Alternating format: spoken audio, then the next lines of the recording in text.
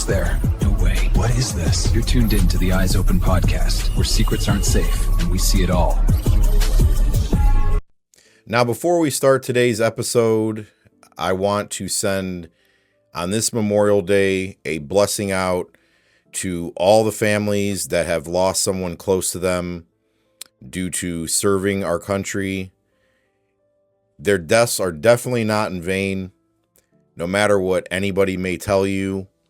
A lot of my opinions on, our military structure, the military industrial complex as a whole, may come off as controversial, but I have the utmost respect for our brothers and sisters, the husbands, the wives, everybody that puts that uniform on and does it with the intent of keeping our country free. I want that to be very well known, and I want everybody to know out there that it is very heroic that somebody can do that and sacrifice their life for the betterment of our society, for the protection of our society. So no matter the intent of the people that have set up these structures, we know the intent of our brothers and sisters in arms, and we know what their intent was. So for anybody that's lost somebody fighting this battle for truth and against tyranny, they did not die in vain. So blessings to all the families that have lost somebody on this Memorial Day. We honor them. So I want to start today's episode by going a little bit into the history of Memorial Day. Now, Memorial Day was started around the time of the Civil War. As a lot of people know, it was first called Decorations Day. And it was for people would go out on this day and they would decorate the graves of soldiers that had died in combat. And it was a day to honor them as a memorial. And the thing is, which I think is very important for everybody to remember, is that with anything, I mean, this really goes for anything. The evil in this world will try to distort, manipulate, will try to undermine anything that's for good. It'll try to,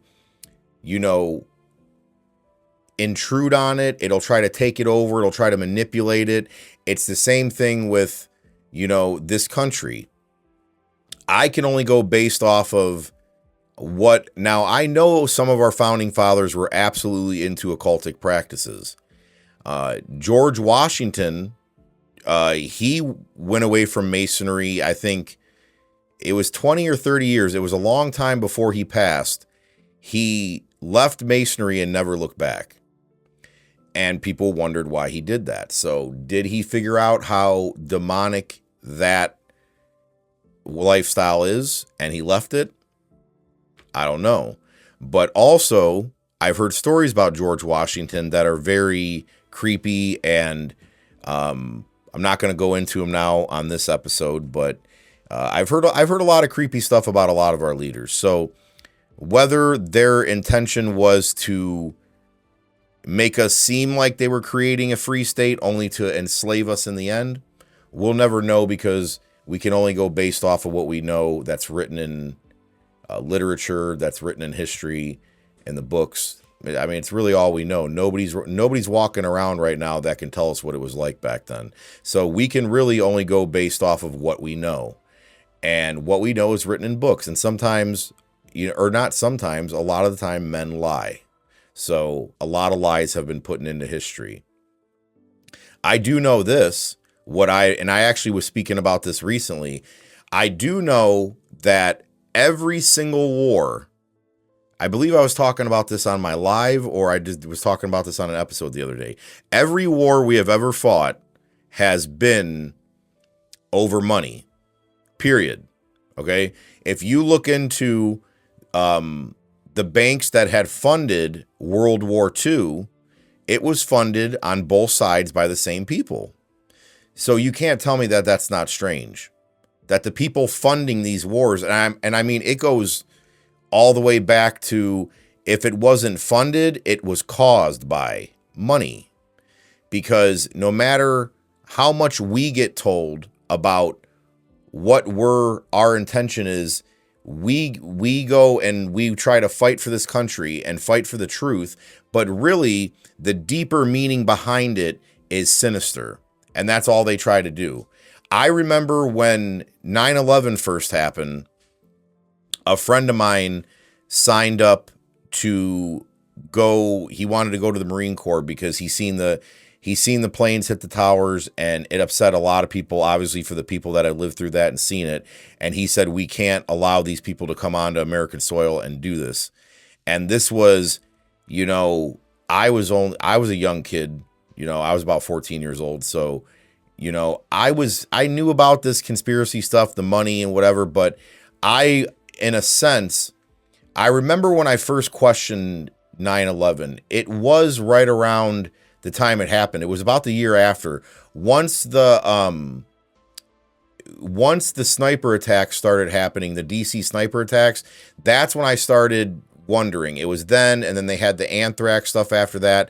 That's when I really started to wonder, what's really going on here? Is this all really them, planning all this? And then by the time I seen them go into the war in Afghanistan, and then I noticed the big wake-up call for me was the Patriot Act. When they signed the Patriot Act, I said, yeah, that was I don't know which one, I can't think of which one came first, but it was the Patriot Act and the sense of when they shifted from bin Laden to Saddam. That's when I really realized, I was like, you know what? This is all garbage. They're telling you guys that we're going over there and fighting for freedom. We're not.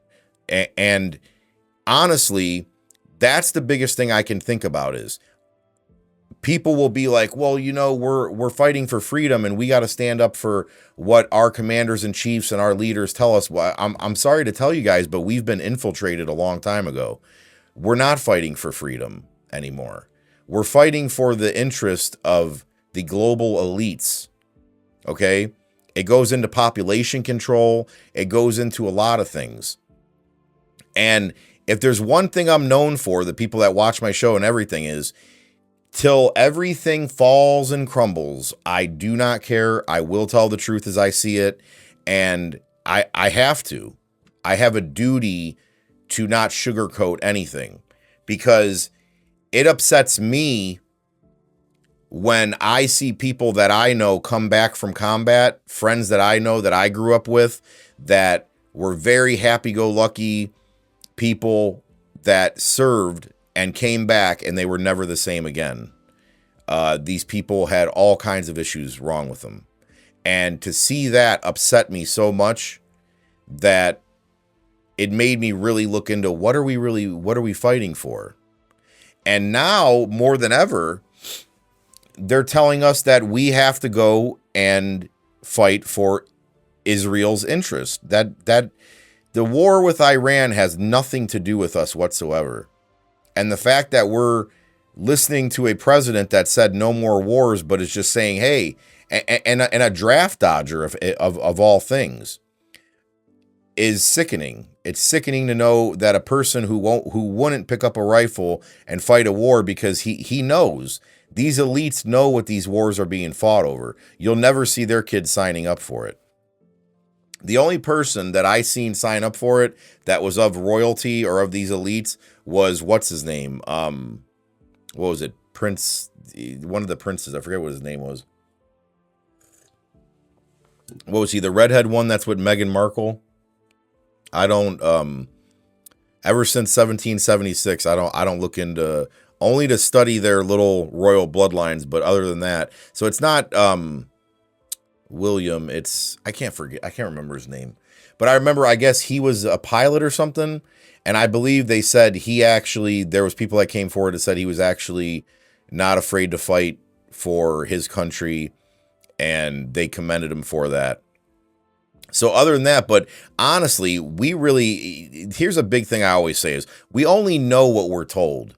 I hate to say it, but we really only truly know what we're told.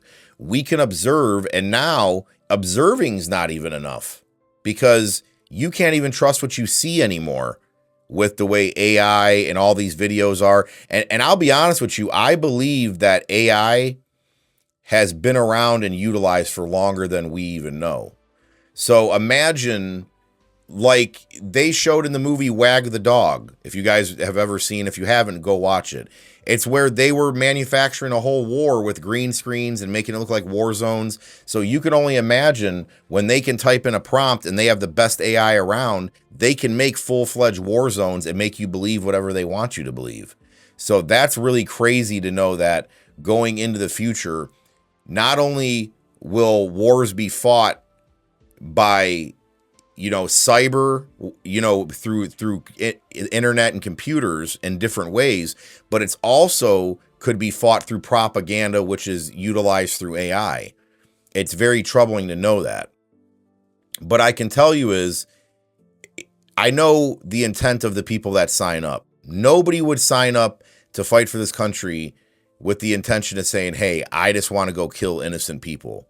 Now, maybe there's some whack jobs out there that sign up just to do that. I remember one thing I heard from, and here's another thing to get out of the way. I remember living on base, okay? I'm not going to get too much into my life, I'm not even going to get too much into this at all, but my years living on base, I can tell you this.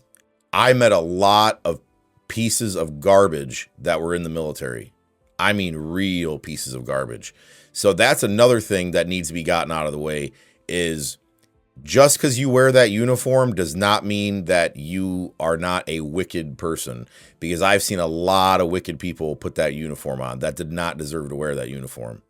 And some of them, it blew my mind because I listened to a recruiter actually say, he was like, they were sergeants, and he was like, man, I could only hope that we go to a world war. He's like, because what rank would we be again, guys? He's like, yeah, we'd be, they'd probably put, send us off to officer school, or we'd just be, we'd go as officers at that, we'd be officers at that point. And he says, man, would I love to kick people's doors in. And I said, wait, what are you talking about? I said, kick whose doors in? Like, Americans? And we're, oh yeah, if martial law kicks off, man, I'd have no problem kicking people's doors in. And literally, so these are people that they've sworn a duty to uphold the Constitution, but they're literally telling me that they would absolutely violate the Constitution if they had to. They wouldn't care. They could care less. And to hear people say that, and I've heard troops say a lot worse. So, like I said, that's not to say everybody in the military is good people. It's absolutely not. There's a lot of real pieces of garbage that are in the military. But I'm just saying, for the most part, the people I know that signed up, they didn't sign up to just go and kill people. They signed up to protect our country. They believe the mission that they're on will further that. And it's for their intent is for good reasons. It doesn't matter what the intent of the people that are actually perpetrating these wars and starting these wars is. But I can tell you this, war, when you think about it, we're going on being 250 years old. This country, it's a quarter of a millennia old. And there's never been a time that we really have been war free. There isn't. There's always been turmoil and war in the history of our country. And then you have countries like Switzerland that they haven't been in war in like that long, and like over like what, 300 years or something. So when you look at stuff like that, it really makes you wonder, why are we the ones that are always playing world police? Why are we the ones that always have to send our military in to do things? And I would say this type of condition that some people have, we've been red, white, and blue brainwashed in a sense. That, and I mean this in a way that we've been brainwashed from a young age to believe that we just have to go out there and unalive people in order to uphold our freedom. Even though nobody's attacking, I understand allies, and we have to, there's allies you have, and you have to stand up for your allies and stuff. But I really believe that war switch should not be turned on unless it's absolutely necessary. I mean, absolutely necessary. But they make you guys think it's absolutely necessary all the time, and it's not. There's way more diplomatic ways that you can go about things. And I'll give you a prime example of a president that did do it the right way, and that was John F. Kennedy. John F. Kennedy said no to going into Cuba, even though Cuba had missiles pointed right at us. Trump says that he can't allow Iran to have a nuclear weapon, but when we had nuclear weapons pointed right at us, Kennedy said no. He said leave it alone, even though his generals and everybody was telling him to attack Cuba. He said no, I'm not. When it came to Vietnam, he said the same thing. I'm not going into Vietnam.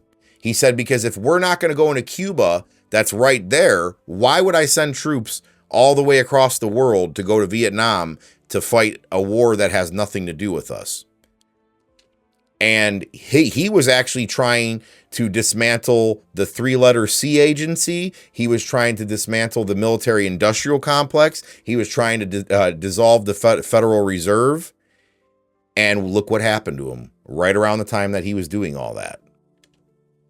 So that's the way I can see. We lived just fine back then and had no wars. But what had happened? So as soon as he was taken out of the picture, all of a sudden, Johnson signed a declaration of war to go right into Vietnam. So goes directly against what Kennedy said that he didn't want to do, and signed it to go right in there. So I think it kind of tells you why that he was removed. But people need to understand that, like I said, there's understandable, that we have to fight against, or for our allies, against keeping people from attacking the United States. But the craziest thing when you think about it is, we're the country telling us we can't allow other countries to have a nuclear weapon. Who's the only country to ever use one on another country? Ask yourself that. Which again goes into a whole nother topic on that conversation, because I don't even believe you can, and there's going to be some hot takes from me. All right, that some people will be like, okay, you're crazy, I don't believe that. That's fine. You don't have to believe what I say. You have to believe anything I say. I'm technically, like I said before, just commentating my opinions on what I see. I don't believe their nuclear weapons exist at all. People can believe what they want to believe, because, for example, if we did what we did to Japan, Okinawa, what was it? Hiroshima, Nagasaki, and what was it? It was Tokyo too, right? So we bombed Japan. How is it still livable, those areas? Hiroshima and Nagasaki are thriving. How is the fallout still not affecting it? How is everything growing back just fine? So they've even showed pictures of like telephone poles and stuff like that, or electrical poles that were still up. And even though a nuclear weapon was supposed to have been used on that country. So my question is, one, how is it still livable? And two, how is there some stuff that was like completely untouched while other things around it was completely destroyed? And there's an easy explanation to that. It was firebombed. That's what it was. It was, they didn't drop anything like that on those on those cities. So just my take on that. But like I said, I find it interesting that, we're telling other people, how to conduct themselves when we're the only ones that's actually did what they're saying that nobody can do, but we did it. But obviously, with Pearl Harbor, stuff like that. And there's a lot of conspiracy theories that goes around with that too. Like, do you guys think it's coincidence that right before Pearl Harbor, got bombed by the Japanese, that they moved all of their good fleet out of there and actually put all of their older fleet in Pearl Harbor. So if you look into that, and also look into the fact that, one, the president was getting multiple warnings that there was going to be an attack by the Japanese. And also, we had cut off their ability to get fuel. So we had done a declaration of war, in a sense, on them that left them no choice but to go into war with us. Because think about it. Why would little old Japan get in a fight with a country like ours? That we were a fighting force, like we were, as big as we were. That's why the admiral for the Japanese Navy even was quoted saying, you know, we can't invade mainland America because there'll be a rifle behind every blade of grass. So just like how they're trying to take our guns away from us, because that, you know, we're the biggest freestanding army on, you know, on the planet, bigger than China, bigger than anyone. That's one of the reasons we have more guns than there are human beings in America. And whether you want to listen or not, you know, sorry to tell you guys, but go look at the statistics of, you know, crime in states that are more gun friendly versus the crime in states that, you know, isn't, and you can't have guns. It's way worse. Okay. When you live in a gun friendly state and you look at the statistics and you look at the crime rates and stuff like that, you can see very clearly that more guns does make us more safe. It's fact. Because I mean, and even if it didn't, I'm sorry to tell you, but I'd rather be able to carry a gun around with me and protect myself than knowing that the only people that are able to do it are the ones that, you know, can't carry them, that are doing it illegal. Because, and that's the craziest thing about that whole discussion, is how can you legislate against a crime? Like, because criminals don't care about breaking the law. So it's like the only people who are going to follow that would be the good people, the law-abiding citizens. So how do you legislate against gun violence? That doesn't even make any sense. The only way, and see, even with Mexico, they remove all the guns out of Mexico. Mexico has insane amount of gun violence, and there's no guns around for the citizens. It's only the cartels and the criminals have them. So it's like shooting fish in a barrel for them over there. It's horrible because they don't have the ability to defend themselves. But like I'd said, it's, you know, I have the utmost respect for the people that have put that uniform on to fight for this country. Because you could only imagine being on a U-boat, all right, in D-Day, going to the beach at Normandy, and some of them were 17-year-old kids. All right, 17-year-olds now, you guys will admit it, man, they don't know their ace from the hole in the ground. Okay, they don't know, they're so immature nowadays. I see 21-year-olds that are living at home that still have to, you know, have their parents guide them in life and what to do and jobs and all that. And I'm like, man, it's insane at the point that you have 21-year-olds still acting like little children. When back then, you know, people were 17 years old, married, raising a family. Like it's just wild how we've gotten to the point where people are, you know, getting less and less mature. And it's scary because it's like, if a war ever does break out, which I believe absolutely will, we will see eventually war come to America. It will. Even if it's a war between the people, there will be war fought on this soil. I absolutely believe that. But we have to understand, though, that instead of sending our troops over to fight these wars, they need to be here protecting our country.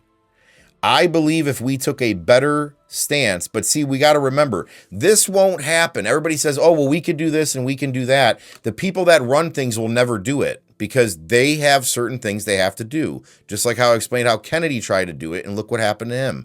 The leaders will not do it. They all agree that the war machine has to keep turning. So we can have peace. Because if we brought our troops home and said, look, we're not fighting no more wars.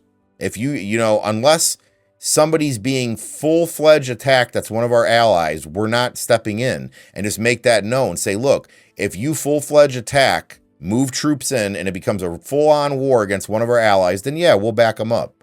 But what's going on is very much provoked. We provoked a lot of instances in America as American troops moving into a lot of situations that we had no business being in.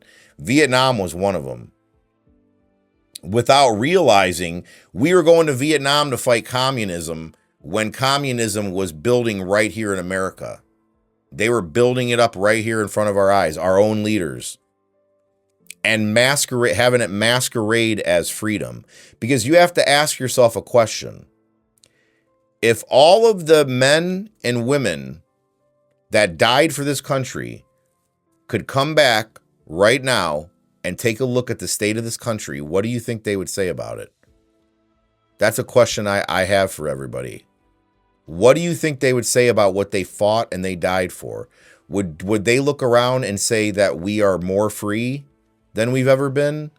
And would they feel like they died for a cause that made us more free for what they died for? Do you think they would look at these data centers going up and the police state rising and surveillance state and how we're losing more freedoms every day? We're getting taxed more than we ever have. The inflation's out of control. The war machine's getting bigger and bigger. That's a very fair question. What do you think that they would look at everything that they fought and died for? What do you think that they would say about it? Because here's another thing. This always made me think too. Think about the people that fought, were told to hate and fight Japanese people, and they all went, and this goes for the Japanese people as well. Think about this. On both sides, your people, our people, your people, we all, different countries, died killing each other. Okay? But now everybody's cool. So it's just wild to think about that. So if these people came back from the dead, they'd be like, wait a second. So we all died, and now you guys are all cool. So, and what was really accomplished out of it? So we all had to, die in large numbers so everybody can just agree to say, okay, that's it. We give up. Let's just all be cool now. I just don't believe that was what they even thought they were fighting for. Because I'll be honest with you, if we're going to fight wars, and that was the difference with wars that were fought back a long time ago, like the Revolutionary War. When we fought the Revolutionary War, it was for a country we were fighting for, right? So when they fought the Revolutionary War and we fought it and won it, we kept what we were fighting for, which was our country. We took it, we kept it. We fought for it and we kept it. With these other wars, what are we taking and keeping from it? Vietnam was a never-ending war because they would take a hill, okay? And as soon as they took that hill, they would move on from it, and the Viet Cong would take it right back. So it was a never-ending, pointless war because they were not taking it. Like, if you win a war, you take over that land. That's yours now. So, sorry to tell you, but if we fought Japan, if they did that, bombed Pearl Harbor, killed a lot of Americans, and we went to war with them, and they said we surrender, the whole country should have been surrendered. That should be American property right now. It just should, because now that I can see where people are like, okay, we took over Japan, we own Japan, and the Japanese gave in and said, okay, that's, we give in, and then there's not a peace treaty, but people are like, okay, now it's American soil, we own it. We fought you, we beat you, this is our country now, we're taking it. But like I'd said, that's a war that we didn't have to get into. That needs to be explained. Both sides need to be explained because we made a declaration of war by cutting off their fuel. So they had, because like I told you, the numbers don't add up why they would want to fight us. But when you cut off somebody's, ability to survive, then you leave them no choice. So that's why the Japanese came at us like that and wanted war, because they had no choice but to go to war. But I'm sorry, if you know tactics, if you know combat, if you have any experience in this at all, you know that a lot of this can be avoided. And honestly, just the fact of the power that we have in our military and the weaponry and everything that we have, we could avoid war just by the strength that we exemplify to everybody, that they see. They're like, you know what? Don't screw with that country. We could easily show power through that. But if we keep sending troops overseas as well, there's another problem. If something happens, we're not going to have, them here to fight for this country. But I think if our leaders really did care about the American people and care about our freedoms and care about us staying free, they would be right here protecting our country. But like I'd said, ask yourself a question. Are we more free today than we were back in 1945? Do we have more freedoms? Even though I believe we completely lost our freedoms when they signed the Federal Reserve Act, Woodrow Wilson was a complete freaking snake. I believe that's when we were taken over before then, but that was the official, when they gave the ability to print the money to, which it should be handled by the United States Treasury, but when they handed that over to a separate entity like the Fed, and we allowed them, the Federal Reserve, to print the money, and they're an outside corporation, we gave that power away to just technically counterfeit money. They're allowed to just print money out of thin air. So the second we sign that, and that's where that's where our debt began.